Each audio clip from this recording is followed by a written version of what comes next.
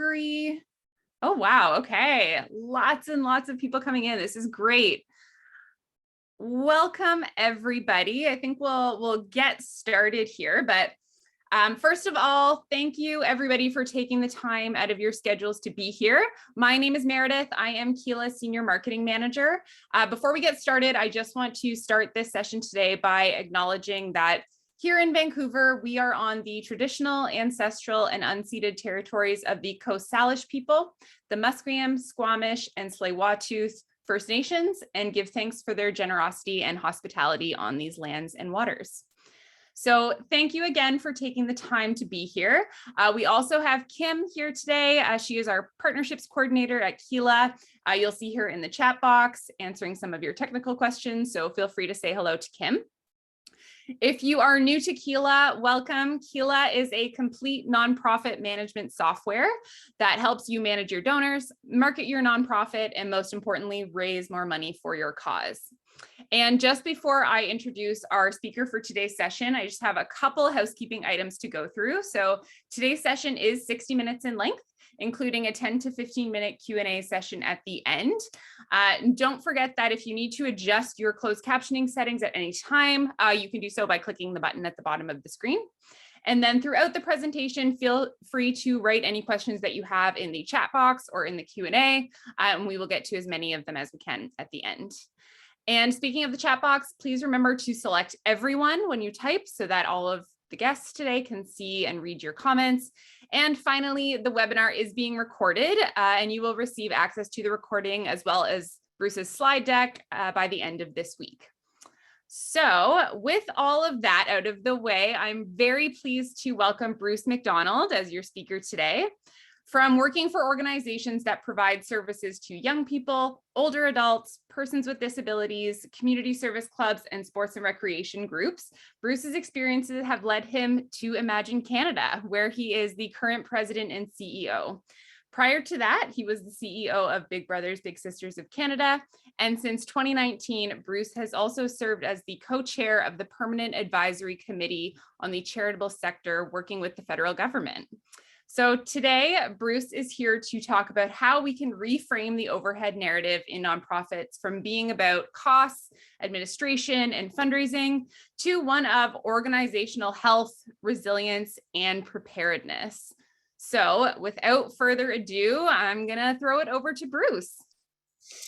Thank you very much. It's wonderful to be here, and it's so neat to see folks coming in from really all over North America. This is really kind of very, very fun. I'm very honored to be here, and also want to say thank you to Keela for hosting this webinar today. Looking forward to comments and questions towards the end. What I'll be looking to do is probably about 35 to 40 minutes worth of content, and hopefully then we'll have a good opportunity to really engage with any thoughts that you agree, disagree, or questions. That always makes it a bit more interesting. So this is a topic that for me has been near and dear to my heart for a very long time, especially as someone who's been out raising funds for organizations and having to have this conversation with funders.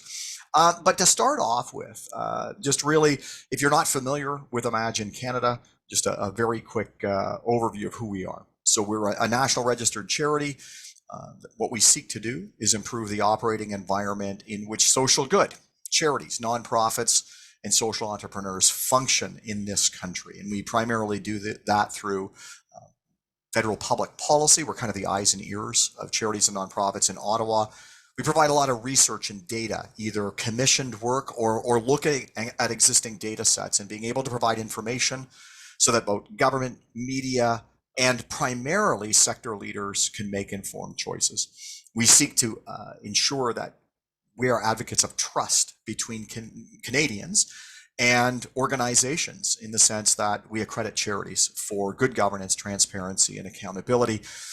And we also seek to engage with people to think deeply about social good in their communities and bring a plurality of voices, a more diverse chorus of voices to talk about the needs of Canadian communities, and for those organizations who also serve globally, their global communities, in terms of ensuring that we have a strong and vibrant sector to be able to work alongside government in the private sector. Today, we're pleased that our Grant Connect property, which is a fundraising service that's offered, and also is one that actually has a filter where you can look for support for ongoing operating costs or overhead, is one of our sort of featured products for today. So with that, we're going to really talk a little bit about the whole sort of narrative conversation. And it's really not new. If we go back a decade, we can see that conversations around concerns related to costs have been, over time, becoming more of a dominant type of conversation. And so this is actually taken from a document from 2014. These issues, Bill C-470, which was actually a bill that was introduced into the Canadian Parliament that would have capped salaries for those in the charitable sector. Now let's think about that for a second. Let's cap the poorest paid sector.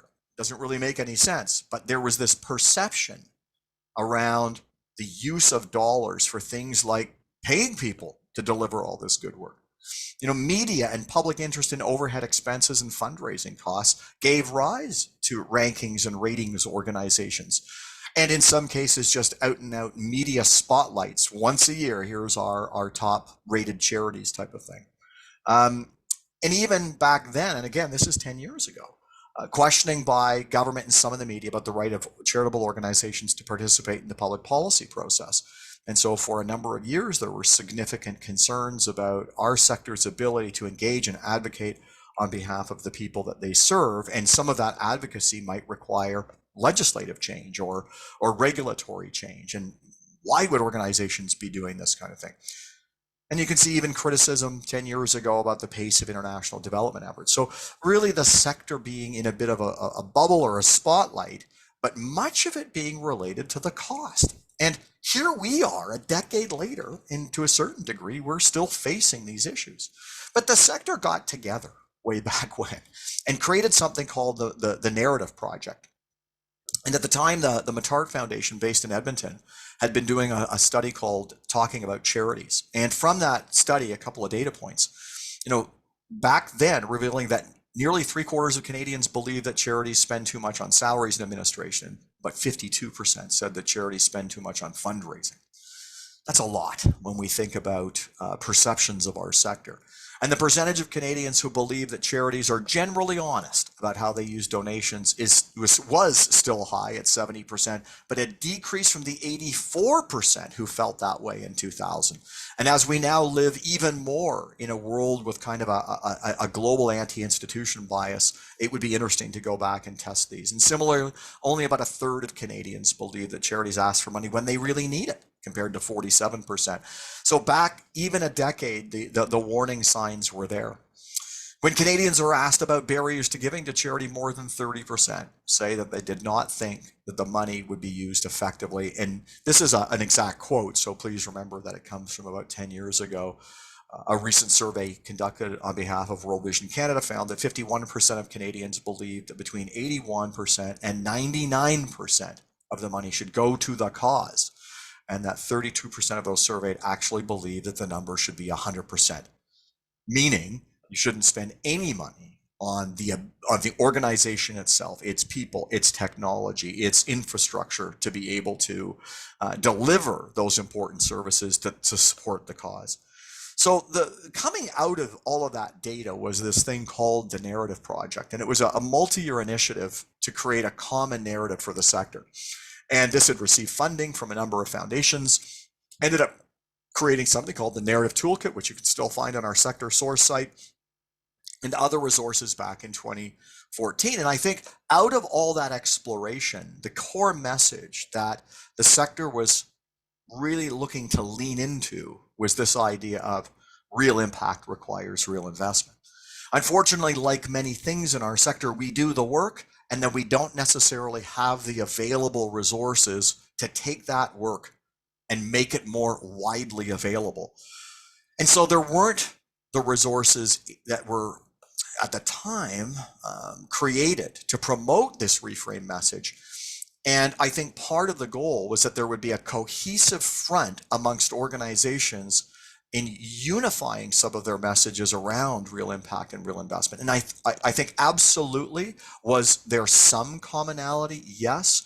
Was there likely enough to be able to, if you were to just walk up to somebody in our country and ask them about this, would they understand that? No. And I think as a result, this idea of sort of the overhead myth remains. But it's interesting because I think we're starting to move into some different times. But before we talk about that, I want to talk a little bit about debunking myths.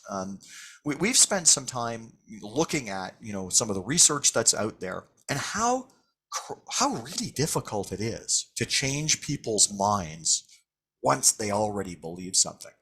So I'm actually going to walk through some sort of data that's been, or not necessarily data, some thought processes that have come from the academic community.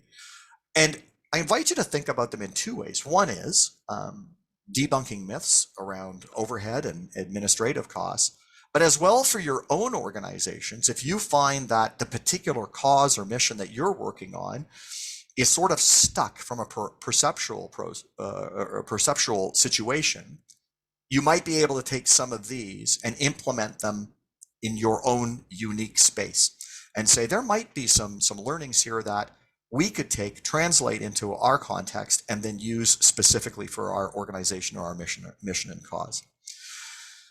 I think one of the things that we've seen in terms of looking at this idea of trying to have different viewpoints emerge is this, and I love this quote from an article in 2014, fight sticky ideas with stickier ideas. And so much of the reading I'd done a number of years ago and then have continued to do really talked about this idea that once implemented in your head, an idea is difficult to dislodge unless you find a better idea to go to that might invite a reconsideration of that starting point. And so this is not about undoing the bad ideas per se, but maybe more attracting people to other really good ideas that make sense to them. And sort of from a technical perspective, and a lot of the next slides you can find in something called the Debunking Handbook from 2020. If you go online, you can find it, and it actually comes from some great researchers that have done some work, primarily led in Australia. So just for some terms, because I think it's interesting as we think about where overhead, administrative costs, and fundraising costs fit in. Misinformation, this idea that false information is disseminated regardless of intent to mislead. So it might be that someone's not deliberately going out and seeking to harm your organization or your cause, but just through lack of knowledge or whatever it might be, false information is out there. Then there's disinformation, which is this idea that misinformation is deliberately disseminated to mislead. A term that we've heard more of in the last few years around fake news. False information, often of a sensational nature, that mimics news content. So it actually sounds just like regular news, but it's not. This continued influence effect, the continued reliance on inaccurate information in people's memory and reasoning after a credible correction has been presented. And I actually think that as we think and talk about overhead, administrative costs, fundraising costs, that we fit very much into this particular category. Even though we often have regular conversations with credible information about why investment in organizations is critically important to derive the mission-oriented impact, and people seem to get it, they kind of go backwards at times to a default position that is, well, how much are you spending? How much are you spending on this, or how much are you spending on that? The illusory truth effect. Repeated information is more likely to be judged true than novel information because it has become more familiar.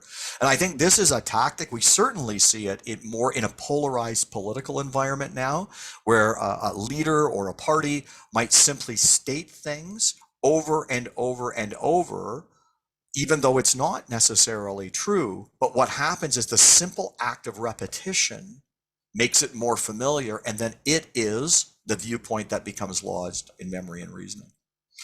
And so this document talks a fair bit about how to debunk, and what they talk about is debunk often and do it properly. And there's sort of these 4 steps to it. I'm going to quickly walk you through and then go into a bit more detail. So in a sense, this is the order. Fact, lead with the fact. if it's clear, pithy, and sticky. Make it simple, concrete, and plausible. It must fit with the story. Warn about the myth. Warn beforehand that a myth is coming. Mention it only once, though, and we'll talk about that in a second. Explain fallacy. Explain how the myth misleads. And finally, repeat the fact. Finish by reinforcing the fact multiple times if possible, and make sure it provides an alternative causal explanation. So we're going to go a little bit deeper on this in terms of, state the truth first. And I think simplicity and clarity is what's critical here. If it's easy to do, in a few clear words, state what's true first. The best corrections are as prominent as the misinformation. And don't simply rely on a retraction by saying, well, that's not true, so therefore you should believe me.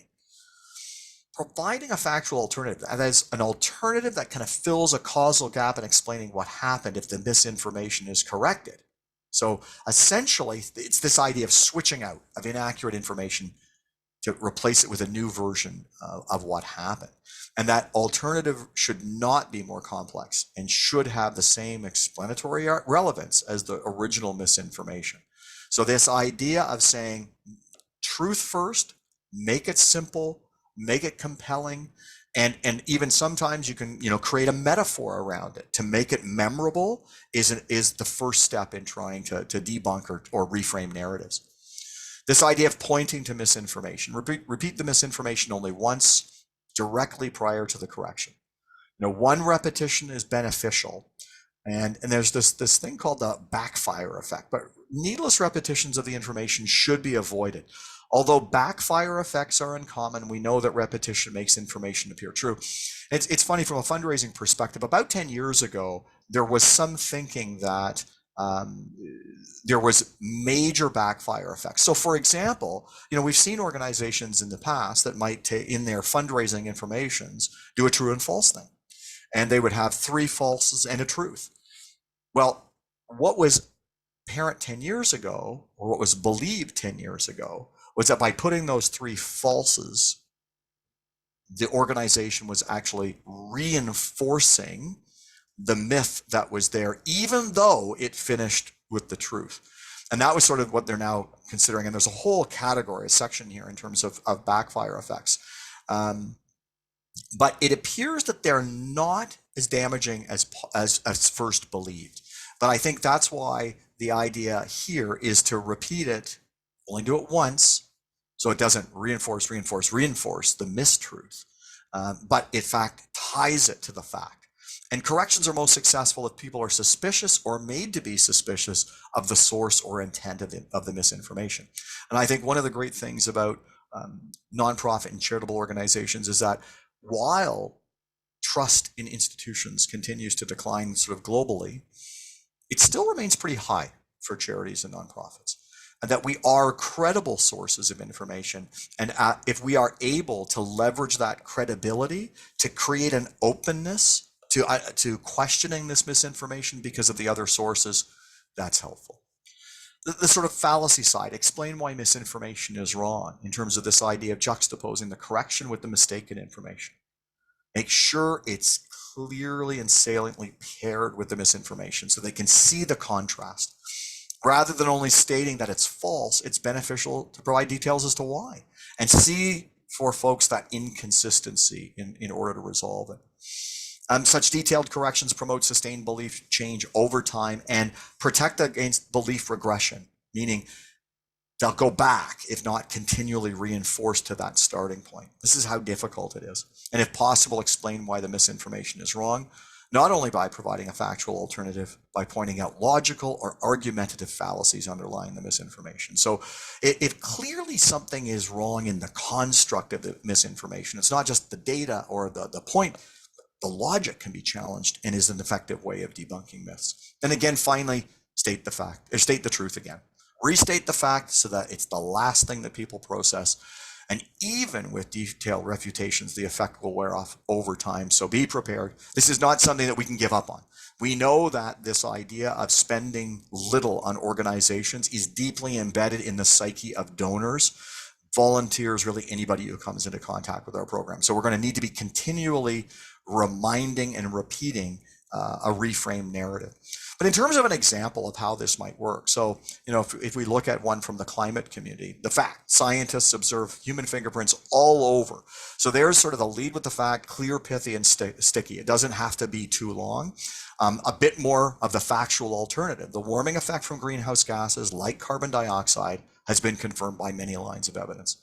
Aircraft and satellites measure less heat escaping to space at the exact wavelengths that carbon dioxide absorbs energy.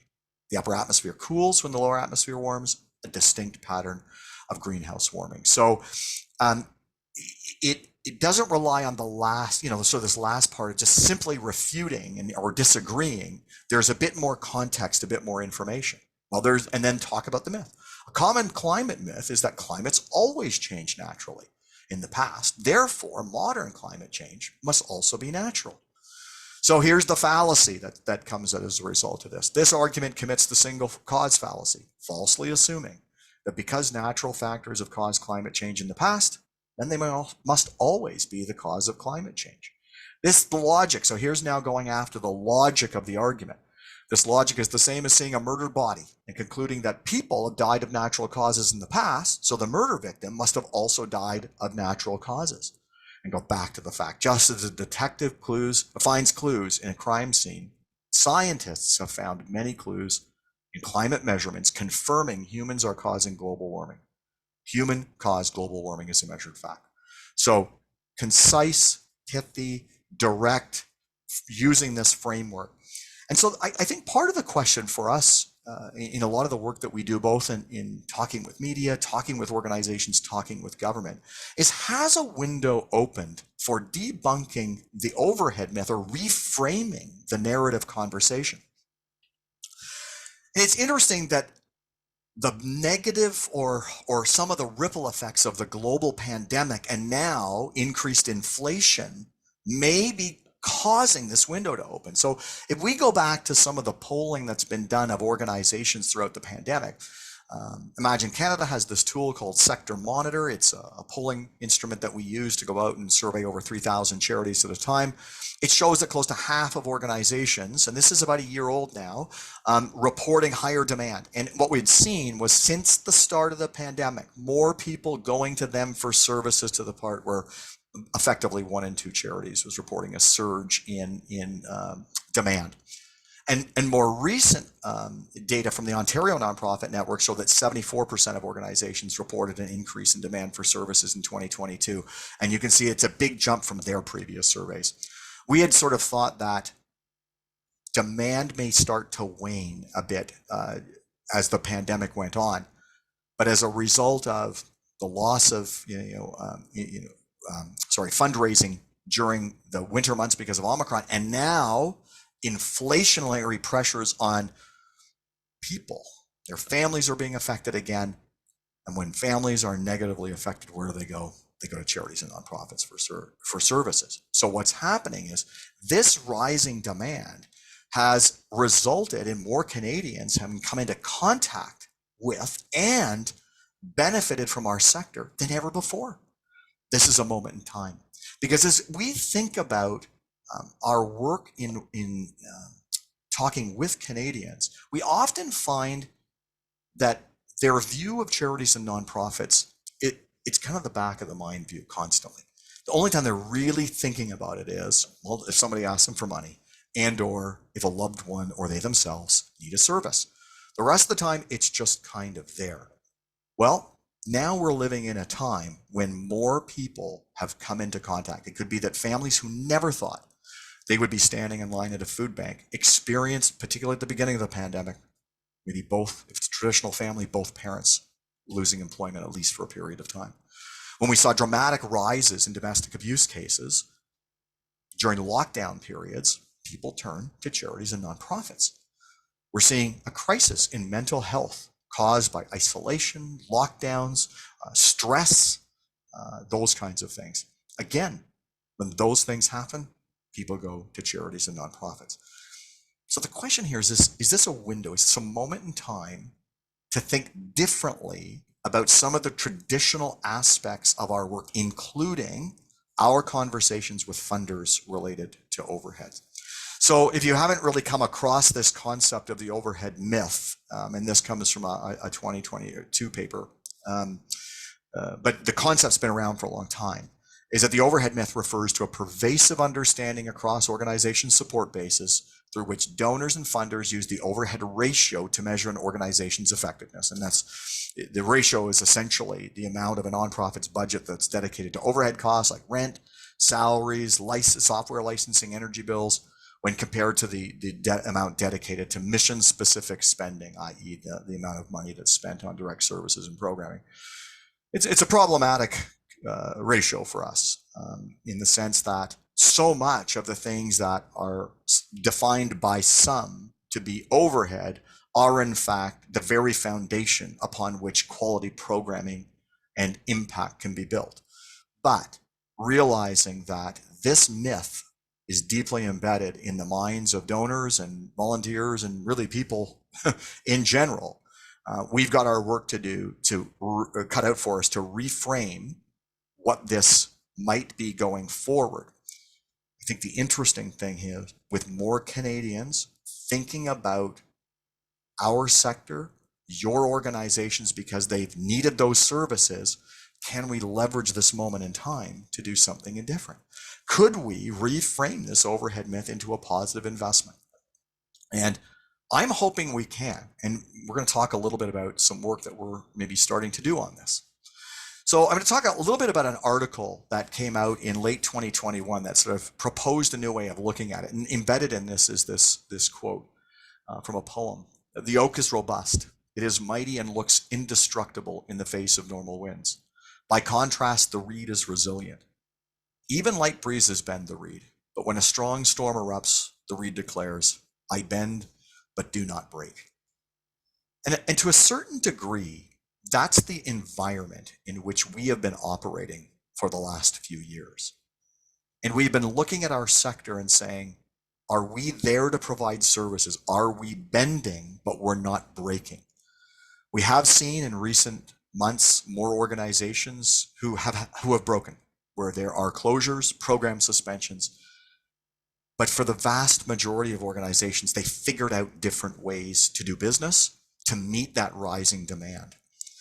And so it's interesting that John Whitman, a Harvard University Extension School professor, in an article in the Canadian Journal of Nonprofit and Social Economy Researcher, Answer J for short, was asking this question around, does COVID-19 portend a shocking future for nonprofits?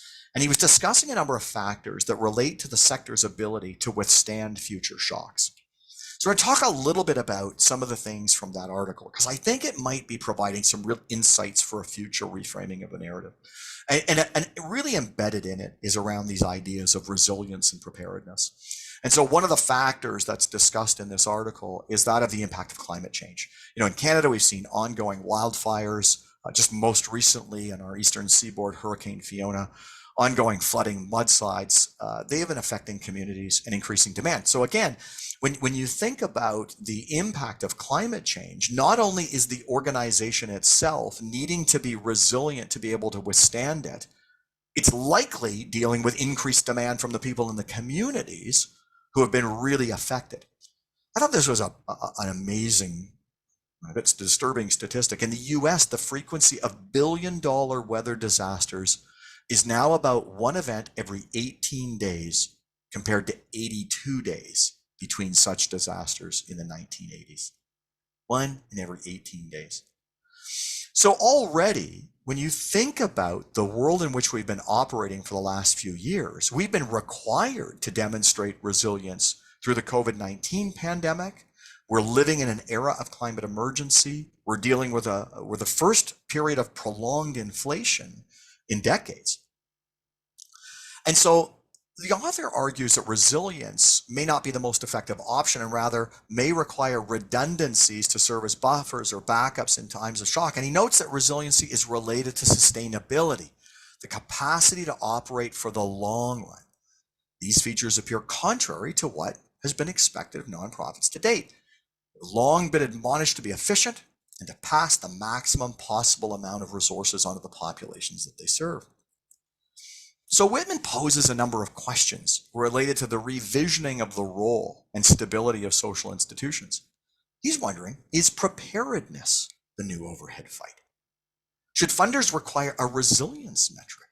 Should boards require scenario thinking and planning? Should nonprofits negotiate pre-disaster response plans with local governments? And should the private sector initiate its own reserves for nonprofit resilience? Now, I'm not saying we're subscribing to every question in here, but I think it's intriguing to wonder about moving the cost of administration question into a different space. This idea of, can we work together to reframe this narrative and shift it from cost of overhead, cost of administration, cost of fundraising to organizational health, organizational resilience, and organizational preparedness. I have to say, I've been kind of test driving this a little bit, particularly with government, and it seems to resonate. There is a different starting point to this conversation, because I think what we've been certainly hearing is an acknowledgement and an awareness that, particularly at the start of the COVID-19 pandemic, our sector was ill-equipped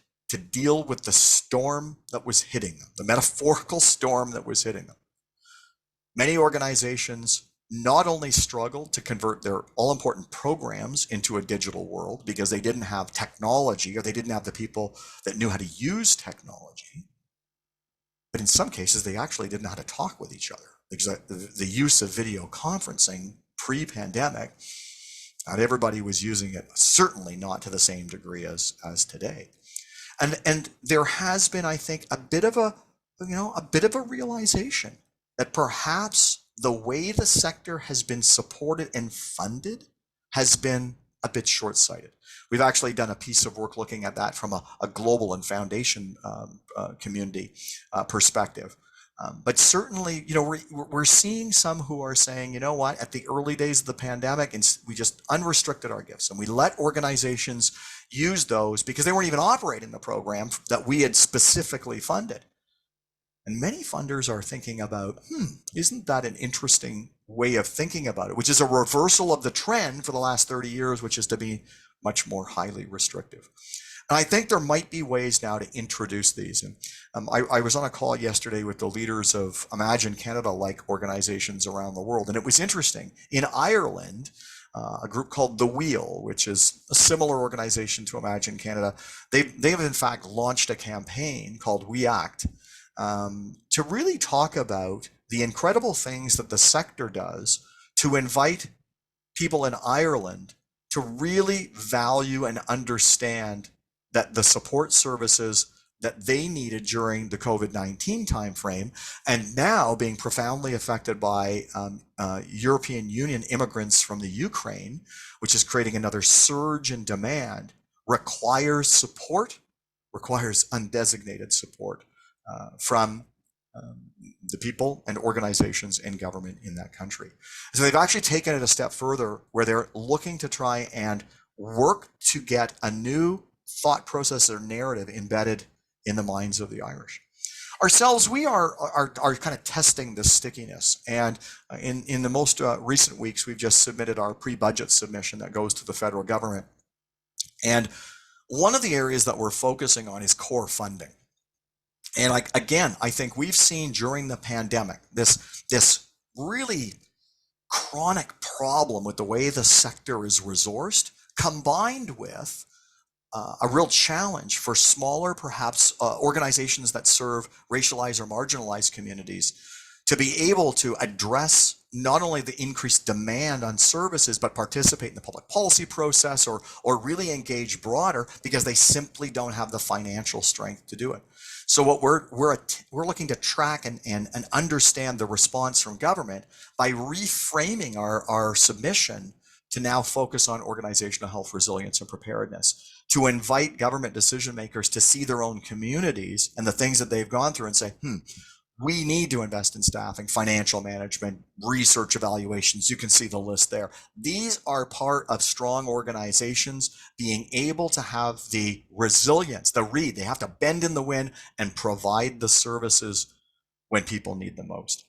there's a bunch of resources if you're interested in thinking a little bit more about these questions. And I think there's some great organizations that have been doing work. I know in the U.S., the Framework Institute, Social Change Initiative, and some really wonderful examples. We've written about the overhead conversation in the past, but I think I'm encouraged. It's funny. I've been doing this work a long time. I'm encouraged by this moment in time. And if we think about a silver lining in the pandemic cloud, one of them might be this increase in demand, the pressure that all of you are feeling to deliver services may result in a greater awareness, a greater directed connectedness to the sector. And as a result, we might be able to leverage this moment in time to be thinking about how we can take a long held narrative or a myth around overhead, around cost of administration, around cost of fundraising, and totally reshape it in a way that intuitively makes sense for the people with whom we're engaging and actually allows organizations the ability to be healthier. And again, if you go back to the pre-budget submission, our recommendation is to double the allowance that organizations currently have in grants that they would get from the Canadian federal government to allow for this kind of organizational health, resilience, and preparedness type of cost. So baby steps, we're going to test the stickiness, see what happens, and then hopefully be able to tweak, evolve, change it. And then as we see, hopefully, success, we'll be able to share that sort of across the board with your organizations. And you might be able to try and have conversations with your own collective of donors and funders and see if that resonates with them. So that's actually the end of the formal part of the presentation. And I'm just going to stop sharing and see if there's an opportunity to dive into any of the questions. I think there's lots been coming in the comments. So it'd be interesting to sort of do a quick scan here. But I'm going to pass it over to sort of guide through the questions here. Yeah, thanks so much, Bruce. That was great. We're getting, a ton of people in the chat talking about how valuable this information is. So thank you. We have had a few questions come in. So the first one is, can you provide a simple but compelling script to convince donors that funding overhead is critical to our mission and impact? So this is a little improv script for you, Bruce. Yeah. So I'm actually going to answer by saying no. So probably not the answer you were hoping for or looking for. I don't think we're quite ready yet.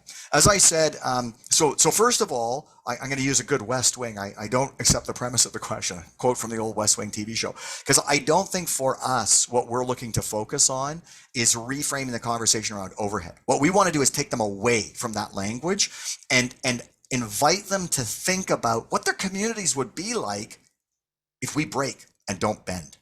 And that's what resilience and health and preparedness is about. So what we're looking to do, and I think we will have something like that coming, but we're not there yet because as I said, we're test driving this with key decision makers in a variety of areas to see what the reaction is. So sorry, I don't have a better response for you now, but hopefully that's yet to come. Amazing. And on, that topic of resilience, we did have somebody say that they love, the emphasis on resilience and organizational stability and health that you talked about. And at Imagine Canada, have you had any discussions with private foundations and other grantors? And if so, what was their reaction? Yeah, absolutely. And what's been interesting is that I think some of the changes that we're seeing in the funding community, well, they've had nothing to do with us. They've actually been because of, in a sense, the community partners who have engaged with donors in their communities, where those donors firsthand are finally seeing what I would call a short-sighted approach to financially supporting our sector. So I'm going to get on my soapbox for a second here, if that's okay, because it drives me kind of bananas that we're referred to as the third sector. We're not the third sector. We're not off at the kids' table somewhere. We are one of three vibrant sectors that makes communities places that you want to live, raise your kids, look after your aging parents. And that's the participation of a meaningful government. And we've witnessed the power of government more than ever before during the pandemic. We need a strong private sector that creates wealth, employs people, and we need a strong charitable and nonprofit sector that both enriches the community and at times helps those who fall through the gaps. Actually, if you look at the triangle in the Imagine Canada logo, that's what it represents. It's the coming together of the three sectors. So I think it's really imperative for us to be understanding how this works. And so what we're seeing is some of these funders who are saying, we seem to have more insights now. We're understanding because we went to you at the say early days in the pandemic to say what's going on, and you'd stop operating, you'd shut down, you couldn't do it. When asked why, well, we actually didn't have the technology to be able to convert our fundraising programs or our actual programmatic operations online. There are some aha moments going on. Now, let's be honest. Will that pendulum from unrestricted funding swing back to restricted funding? Yeah, what we're trying to do is let's arrest it. Let's stop it somewhere along that so it doesn't fully go all the way back. So anecdotally, yes, we are having conversations with people who seem to get it. What we're trying to do is let's lean in and not lose this momentum. I get off my soapbox now. You can go on your soapbox anytime, Bruce. It's more than welcome here. Okay, great. So the next question we have is, how do we move away from the rankings that are not very helpful to high cost charities? Yeah. Let's just say I thought a lot about this one. And I may come at this with a slightly different response. So one of the challenges for us who work in the sector is that at the very core, the rankings of an A+ or a top 10 or top 100, they actually give people what they want.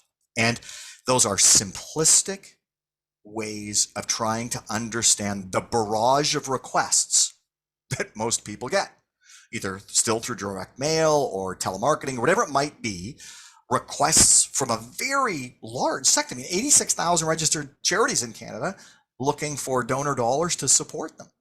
And so it makes it difficult. So the challenge, I think, the biggest challenge at the core is they provide a service that many people are looking for. So I don't believe personally that, in a sense, trying to convince people that they shouldn't value that is the right approach. I think that the idea is to give them an alternative. And I think at the heart of some of this debunking myths is this idea that, if you can provide a plausible alternative, create a space or a questioning, that people will look at it. And I think that's what we're looking to try and do here, is not to say to folks, you know what, whatever it is, if it's the ranking in the paper or the magazine or a particular organization that provides a ranking, we're not going to say that you shouldn't like that. That's your choice. What we are going to do, though, is invite you to think differently. And what we might do then is say, you know what, that ranking does have its limitations. And those limitations have had a knock-on effect around creating problems for the sector because they don't look at the whole picture for the organizations. So I think that, for us, I don't want to fuss too much about those players in the space.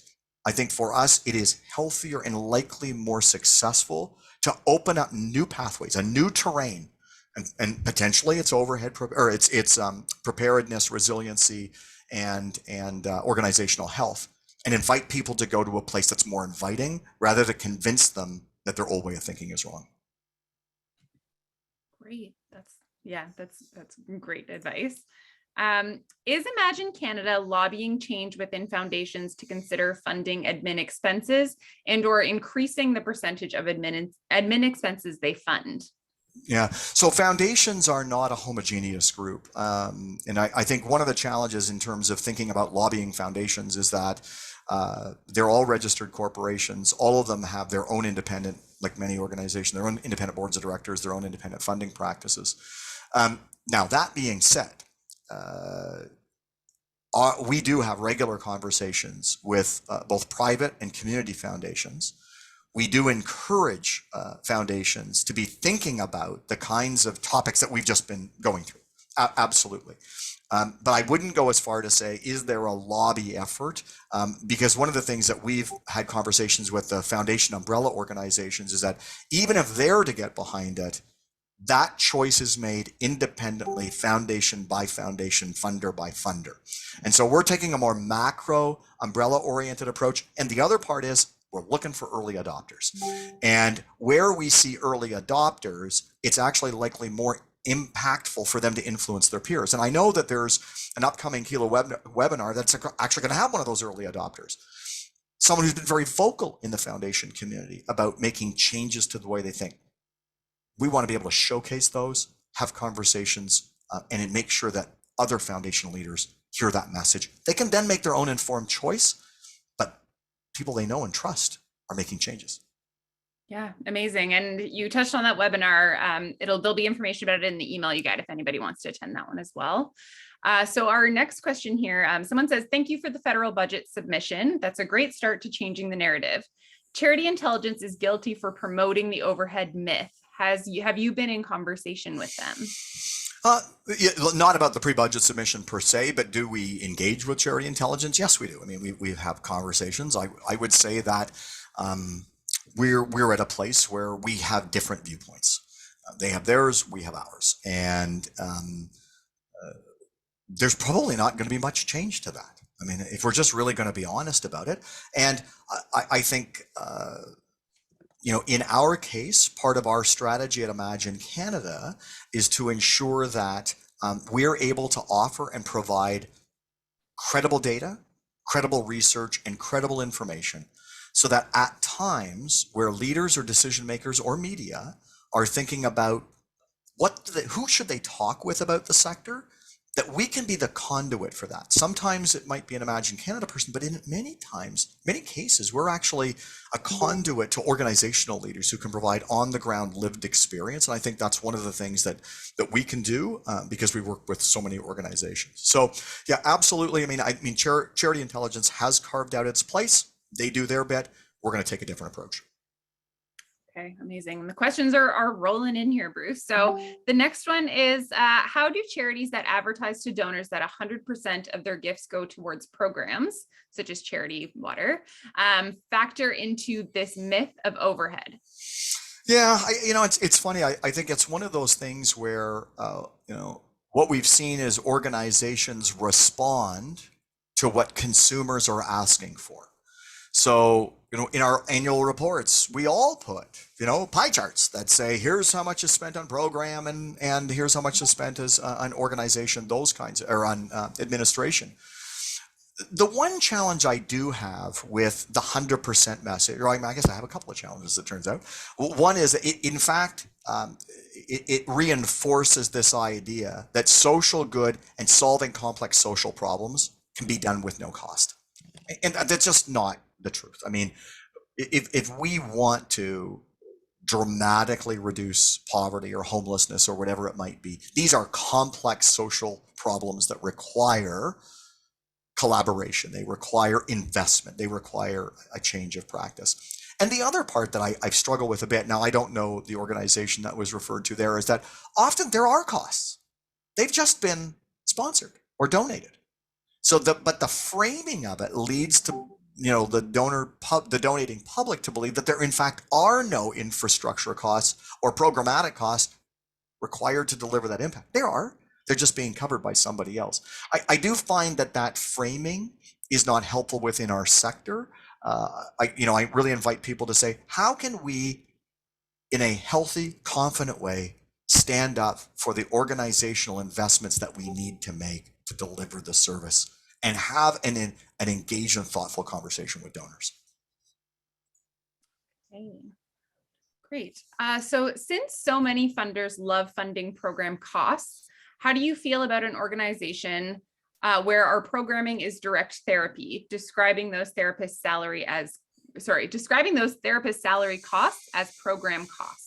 Yeah, absolutely. I mean, I think that we need to reflect, and not just the therapist's salary, but if they have a computer that the organization has bought for them, there may need to be like a depreciation or amortization cost, or they have an office space. I mean, all programs do not happen independently. They are linked. I kind of use kind of a tree metaphor. Like, we need a strong root system and trunk, essentially being the organizational health of the organization, so that the programmatic branches can thrive.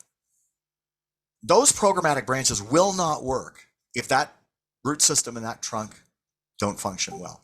So I think as we talk about programmatic costs, it is both fair game, authentic, and necessary to talk about the total organization. These are not independent ideas. You just try and take the program and run it of itself without the backing of the organization. It might work for a short time, but it's not. And the other one I would invite you to really think about is evaluative costs, and not seeing them as independent to the programs and the organization. But if we're going to be organizations who are going to be required to learn, change, and adapt at increased speed because of what's going on in the world, ensuring that evaluation of all of our work is embedded in all of our programs and those program costs. That's absolutely part of it. Great. We have someone that said, I love the idea of organizational health, resilience, and preparedness. The question then becomes, how can we demonstrate as charities that we have those things? What should we measure or report on? Sorry, can you repeat the question? Yeah, so how can we demonstrate as charities that we have organizational health, resilience, and preparedness? What should they be measuring and reporting on? That's a great question. I'm not sure I can answer the specifics of measuring. However, what I think we can do as a sector, at least right now, is talk about stories of resilience, where organizations adapted quickly to provide services in their communities in ways that they had never done before. I mean, I've heard from some organizations who said, we've been talking about doing something for 2 years and we did it in 3 weeks. And the risk wasn't as horrible as we thought, but we absolutely needed to do this in order to provide the services. And I think for us right now, if you've got data that talks about the impact of those changes, that's fantastic. But the act of the changes, in my mind, is part of the resiliency story. We used to do business this way. We used to have volunteers who delivered that program, and those volunteers aren't there, or they're not coming back in the same way. We've adapted and changed. That's, to me, those are stories of resilience where we're still providing quality programs, but we're doing it in a different way. And I think funders need to hear that. And they also need to hear that we are looking at the core competencies required to be adaptive, resilient organizations. Because let's go back to this point that Whitman makes in his paper. Floods, fires, climate emergency, maybe even pandemics are becoming less rare. They are like that data point out of the US, $1 billion climate related events every 18 days rather than every 82 days. We are living in a world that requires constant adaptation and change. And I think those stories of resilience to funders, it's not just about a moment in time, it's about a fundamentally different way of doing business. I hope that addressed it. Yeah, for sure. And then, on that kind of tone of organizational health, how do we get people to care about organizational health when they care about the people or the impact or the emotion more than the institution? Or do you believe that they do care more about the charitable institution? That's a boy, these are good questions. I think we're seeing a change to the allegiance to institutions. And I think there's a demographic correlation to the changes. If you look at someone of my vintage, we were likely raised in a time where the allegiance to the institution was very strong. Certainly the work that we've done and others have done in looking at engaging younger people in social good, the issue of cause and impact or mission is more important than the institution. And so we are witnessing, and I think, so the answer really is understanding, I think, who you're talking to at what time, because there may be some who really have a very strong affiliation to the brand and to the actual institution, and others who say, I want to know more about what the mission is and less about the actual institutional construct. So I hope that addresses the question. Yeah, yes, for sure. Okay, so we have about 5 minutes left, so we have time for a couple more. So this one asks, when building a budget for a grant proposal, what is your suggestion for how much we put into overhead costs? What is a good ratio that won't scare funders, but truly help support our organization to have the greatest impact? Mm-hmm. Well, I guess my first question is I'm going to answer a question with a question. My first response would be, do you know the funder well enough to have that conversation? I think, for most funders, they're still sitting somewhere in the 15% range. I mean, you don't get in trouble with CRA, the Canada Revenue Agency, until you're over 35%. But, if you kind of look at the funder themselves, do they have an understanding? And I hate to use the word tolerance because it's the wrong word, but will they entertain this kind of thinking, or are they wedded to the 12 to 15%?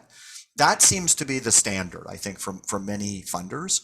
But I think it's incumbent upon us to go in and challenge those things. And during those, if it's not simply a grant writing exercise, but you've actually built a relationship with the funder to be making this case and to try to push, and then hopefully we can start to showcase more of these things where, that funder who used to only say we could have 15% for overhead has now doubled it to 30% because they recognize that without it, we can't be resilient organizations for when the next emergency comes up, let alone the day-to-day.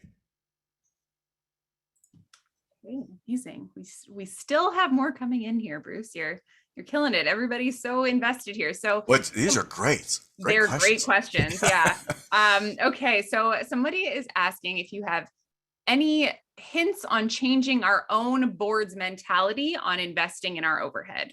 Any hints or tricks, I guess? Yeah, well, I think first of all is to start and frame places for honest conversation around with the board. So I mean, boards are in a sense fiduciary. Ultimately, the shareholders, they're the fiduciary owners of the organization.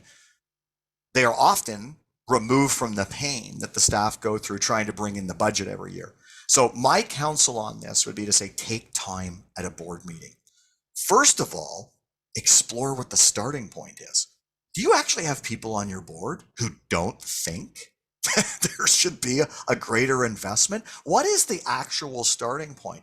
And then invite them into the dialogue. Because in many cases, bringing a volunteer to a fundraising opportunity can be one of the most powerful things that you do, because they will express their passion for the cause if they're also able to weave in an authentic discussion about the need for increased investment in the organization. That's a really powerful combination. So for me, the starting point is have the discussion, find out what the starting point is, get the data, and invite your board to think differently and be allies with you.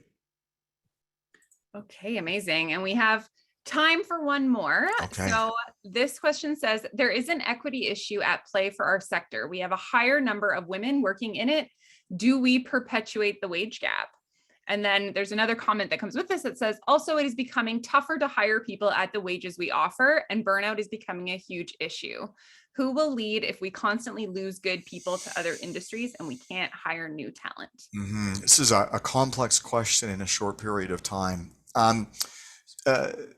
So I would say a couple of things on this. One is that in our conversations with the leaders of organizations, asking about what are the issues facing their organization, interchanging at 1 and 2, cost and inflation, labor and talent. And we're seeing a private sector that's struggling to attract and retain talent. We can't necessarily compete head to head on wages. So that makes it a challenging hiring and labor market environment for our organizations. 77% of the workforce in nonprofits in Canada are women. And do we perpetuate the wage gap? Yeah, I think we do. Absolutely, the data tells us that. And in fact, we've got a report coming out in a couple of weeks that looks at employment in our sector. And what we've learned is that it's a good news, bad news story. We're seeing that as a newcomer or an immigrant to Canada, if you are an immigrant woman, your pathway to gainful employment is largely through charities and nonprofits. That's the good news. The bad news is we're the poorest paying of the sectors. Does that mean that immigrant women can only get hired in the caring profession and be paid less? We got to question this. So I think that this equity issue absolutely is at the heart of it. I think we need to talk with funders about the equity issue and say, particularly for organizations like ours, it's male-led. How are we being allies and champions to change this and ensure that decent work is embedded in the way we operate? Amazing. I love that. Okay, so that is the end of our session today. We are at 2:00. So thank you so much again, Bruce, for bringing all of these incredible insights today. We can, tell by all of the questions that we got that this is a really important topic right now. So before we go, I just want to let everyone know that there will be a short survey that will pop up right after this session. Should only take about 20 seconds. We would greatly appreciate hearing your feedback. So I hope you all will fill that out. And thank you again. We hope to see you at the next Keelabs webinar. And thank you, Keela, and thanks everyone for attending. Have a great rest of the day. Thank you.